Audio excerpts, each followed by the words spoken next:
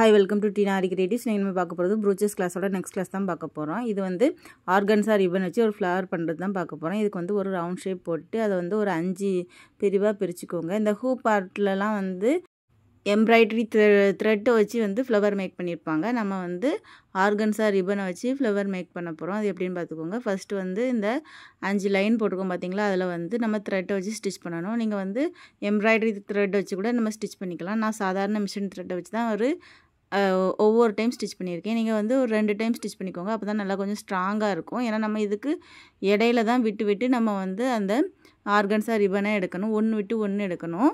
இப்போ பாருங்கள், 5லேயும் வந்து நல்லா ஸ்டிச் பண்ணிக்கோங்க. என்னோடய சேனலில் ப்ரூச்சஸ்க்குரிய வீடியோஸ் வந்து நிறையா அப்லோட் பண்ணிகிட்ருக்கேன். எதுவும் டவுட் இருந்துச்சுன்னா சேனலில் போய் பாருங்கள். ப்ரூச்சஸ் மெட்டீரியல் அவைலபிளாக இருக்குது, ப்ரூச்சஸ் கிட்டும் அவைலபிளாக இருக்குது. எதுவும் தேவைப்படுச்சுன்னா மேலே தெரியுற நம்பருக்கு காண்டாக்ட் பண்ணிக்கோங்க. ப்ரூச்சஸ் கிட்டோட ரேட் வந்து 750 ரூபா, ஃப்ரீ ஷிப்பிங். மற்ற மெட்டீரியல் டீட்டெயில் வந்து நீங்கள் என்ன மெட்டீரியல் வேணும் அப்படிங்கிறத வந்து ஃபோட்டோ எடுத்து சென்ட் பண்ணுங்கள். அதாவது நான் வீடியோஸ் நிறையா போட்டிருக்கேன், ஸ்க்ரீன்ஷாட் எடுத்து சென்ட் பண்ணுங்கள். இப்போ வந்து ஆர்கன்ஸா ரிப்பனை கொஞ்சம் கட் பண்ணி எடுத்துக்கோங்க. இவ்வளோ தான் வேணும் அப்படிங்கிறதுலாம் இல்லை, ஓரளவு நம்ம அந்த ஃப்ளவருக்கு எவ்வளோ தேவையோ நீங்கள் ஒரு 50 சென்டிமீட்டர் கூட எடுத்துக்கலாம். ரிமைனிங் பார்ட்டை வந்து நம்ம கட் பண்ணி தான் எடுக்க போகிறோம். இப்போ வந்து 2 சைடும் வந்து லைட்டர் வச்சு ஹீட் பண்ணிக்கோங்க. லைட்டர் உங்கள்கிட்ட இல்லை அப்படின்னா கேண்டில் வச்சு ஹீட் பண்ணிக்கோங்க. ஏன்னா நூல் பிசுறு வந்துக்கிட்டே இருக்கும் நம்ம வந்து ஹீட் பண்ணலை அப்படின்னா. அதனால் லைட்டாக வந்து ஹீட் பண்ணி எடுத்துக்கோங்க. இப்போ நல்ல பெரிய ஹோலாக உள்ள ஊசியில் தான் நம்ம கொடுக்க போகிறோம். இப்போ பாருங்கள், நான் வச்சுருக்க ஊசி எவ்வளோ பெரிய ஹோல் இருக்குதுன்னு. இந்த மாதிரி ஊசியில் நீங்கள் வந்து ரிப்பனை கொறுத்துட்டு கொஞ்சமாக வந்து விட்டுக்கோங்க. அதாவது ஒரு சைடு வந்து ஃபுல்லாக இருக்கிற மாதிரி, இன்னொரு சைடில் லைட்டாக கொஞ்சம் வந்து நம்ம இழுத்து விட்டுக்கலாம். நம்ம ஒரு சைடில் நல்லா முடிச்சு போட்டுக்கணும். இதே மாதிரி தான் வந்து நீங்கள் சாட்டின் ரிப்பன்லேயும் இந்த மாதிரி பண்ணலாம். இப்படி முடிச்சு போட்டுக்கோங்க. முடிச்சு போட்டுட்டு நம்ம கீழேருந்து ஊசியை மேலே எடுக்கணும். இந்த ஊசி வந்து கொஞ்சம் ரொம்ப நல்லா திண்ணமாக இருக்கிறதுனால, ரொம்ப கனமான அந்த ஊசியோட அந்த நம்ம ஊசி நூல் கொடுக்குற பகுதி வந்து ரொம்ப பெருசாக இருக்கிறதுனால கொஞ்சம் வர்றதுக்கு கஷ்டமாக இருக்கும். கொஞ்சம் நல்லா அப்படியே ரொட்டேட் பண்ணிகிட்டே இருந்தீங்கன்னா, அந்த மாதிரி திருக்கிக்கிட்டே இருக்கும்போது அந்த ஹோல் வந்து பெருசாகி இந்த மாதிரி வெளியில் வந்துடும். நீங்கள் வந்து ஒரு டைம், அதாவது இந்த மெத்தடில் நம்ம ஃப்ளவர் பண்ணுறதுக்கு முதல் டைம் வந்து ஊசியை கீழேருந்து மேலே எடுக்கணும். அடுத்தளவு முடிக்கும்போது மேலேருந்து ஊசியை கீழே எடுக்கணும். 2 டைமும் கொஞ்சம் கஷ்டமாக இருக்கும். இனி நம்ம வந்து அந்த நூலில் வந்து ஒரு நூல் விட்டு அடுத்தது அதுக்கு கீழே அந்த மாதிரி நம்ம வந்து ஸ்டிச் பண்ணணும். நான் கீழே வந்து நாட் போடாமல் விட்டதுனால அந்த நூல் வந்து தூக்கிட்டு நிற்கிது. நான் வந்து ஃபுல்லாக முடிச்சுட்டு 2 இதுக்குமே நாட் போடலாம் அப்படின்னு சொல்லிட்டு நாட் போடாமல் ஊசியோடு விட்டுருந்தேன். அதனால் அப்படியே இருக்குது. அதனால் பக்கத்தில் குட்டியாக ஒரு ஸ்டிச் போட்டிருக்கேன். இப்போ வந்து நமக்கு அந்த முதல்ல தூக்கிட்டு இருந்த மாதிரி வராது. இப்போ வந்து இந்த நூலை விட்டுட்டு அதுக்கு அடுத்த நூலுக்கு உள்ள ஊசியை விட்டு இதே மாதிரி எடுத்துக்கோங்க. திரும்ப அடுத்த நூலை விட்டுட்டு அதுக்கு அடுத்த நூலுக்கு கீழே வந்து ஊசியை விட்டு இந்த மாதிரி இழுத்துக்கோங்க. இதே மெத்தடை தான் நம்ம ஃபுல்லாகவே பண்ணணும். நம்ம ரவுண்ட் போட்டிருக்கோம் பார்த்தீங்களா, அது வரைக்கும் இந்த மாதிரியே ஒரு நூல் விட்டு அடுத்த நூலுக்கு கீழே எடுக்கணும். இதே மாதிரி ஃபுல்லாகவே பண்ணுங்கள். ஃபுல்லாக பண்ணிங்க அப்படின்னா நமக்கு பார்க்குறதுக்கு அழகாக நல்லா அடுக்கடுக்காக வந்து அந்த ஃப்ளவர் வந்து நமக்கு கிடச்சிருக்கும். இந்த நம்ம யூஸ் பண்ணியிருக்க நூல் வந்து வெளியில் தெரியாது. ஆனாலும் நீங்கள் வந்து என்ன கலரில் ஆர்கன்ஸா ரிப்பன் யூஸ் பண்ணுறீங்களோ, ஆர்கன்ஸா ரிப்பனோ சாட்டின் ரிப்பனோ எது யூஸ் பண்ணுறீங்களோ அதுக்கு தக்க வந்து நீங்கள் வந்து அந்த நூலை வந்து யூஸ் பண்ணிக்கோங்க.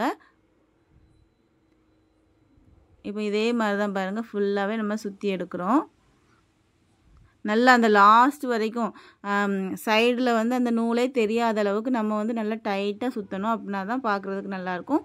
அப்படி இல்லைன்னா கொஞ்சம் அந்த நூல் வந்து வெளியில் தெரிஞ்சுன்னா உங்களுக்கு நூல் இருக்கிறது தெரியும். அதனால் நல்லா ஃபுல்லாக முடிக்கிற அளவுக்கு முடிச்சுக்கோங்க.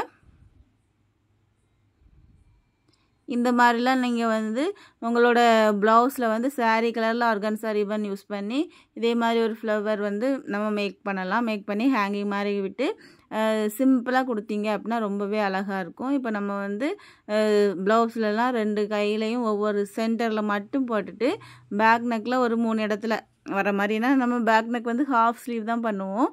நம்ம நிறைய மெட்டீரியல் யூஸ் பண்ணுறதுனால நம்ம 2 பக்கமும் யூஸ் பண்ணும்போது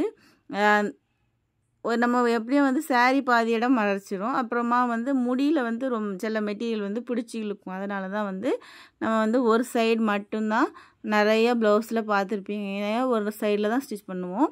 ஒரு சைடில் தான் பண்ணணும் இல்லை, 2 சைட்லேயும் நம்ம பண்ணலாம். இப்போ பாருங்கள், நம்ம ஃபுல்லாகவே வந்து போட்டிருக்கோம்.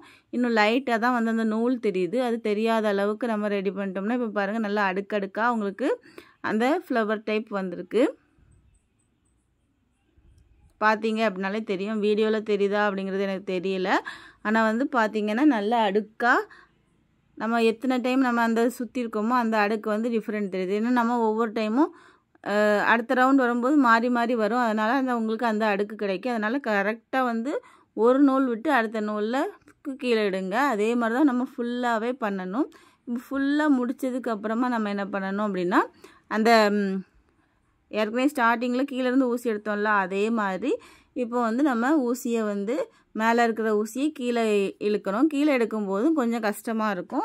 அதையும் வந்து நல்லா ரொட்டேட் பண்ணிவிட்டு கீழே எடுத்தீங்க அப்படின்னா உங்களுக்கு கீழே ஊசி அந்த மீதி இருக்கிற சாட்டின் ரிப்பன் வந்து மீதி இருக்கிற சாட்டின் ரிப்பன் கீழே போயிடும். அதுக்கப்புறமா நீங்கள் நாட் போட்டுக்கோங்க. நாட் போட்டுட்டு மீதி ரிப்பனை கட் பண்ணி எடுக்கணும். இப்போ பாருங்கள் கீழே நான் முடிச்சிட்டேன். கீழே இழுக்கிறேன் பாருங்கள். கொஞ்சம் கஷ்டமாக இருக்கும். அதுக்கப்புறமா வந்து உங்களுக்கு கீழே வந்து ரிப்பன் போயிடும். இப்போ நம்ம வந்து ஃப்ளவர் முடிச்சாச்சு. இதுக்கு கீழே ஹேங்கிங் மாதிரி லைட்டாக நான் வந்து ஒரு 2 பீடு மட்டும் 2 டியூப் பீடு மட்டும் வச்சு அதில் வந்து ஒரு ஒயிட் கலர் பீடு வச்சு ஸ்டிச் பண்ண போகிறேன். பாருங்கள் நீங்கள் வந்து ஹேங்கிங் கொடுக்கணுன்னா கொடுக்கலாம். அப்படி இல்லைன்னா இந்த மாதிரி சும்மா ஃப்ளவர் மட்டும் ரெடி பண்ணலாம்.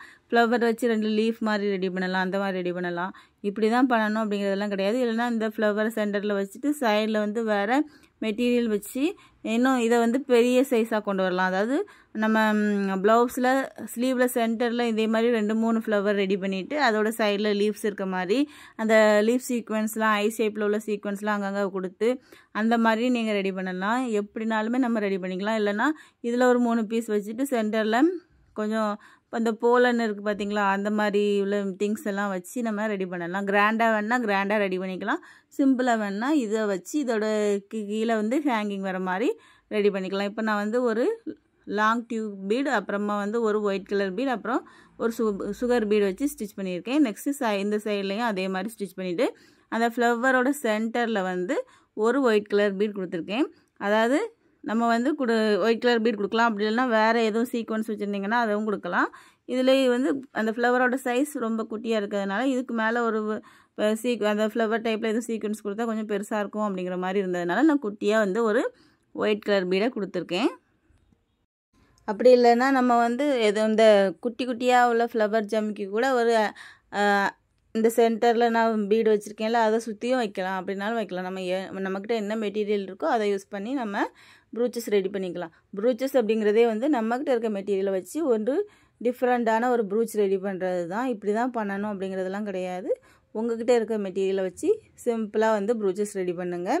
இப்போ நம்ம ஃபுல்லாக முடிச்சாச்சு. முடிச்சுட்டு பேக் சைடில் நாட் போடணும். நாட் போடுறது ஏற்கனவே வந்து நிறைய வீடியோஸ் சொல்லியிருக்கேன். நெக்ஸ்ட் வீடியோவில் பார்க்கலாம். என்னோடய வீடியோ பிடிச்சிருந்துச்சுன்னா மறக்காமல் சப்ஸ்கிரைப் பண்ணிக்கோங்க, லைக் பண்ணுங்கள். தேங்க்யூ.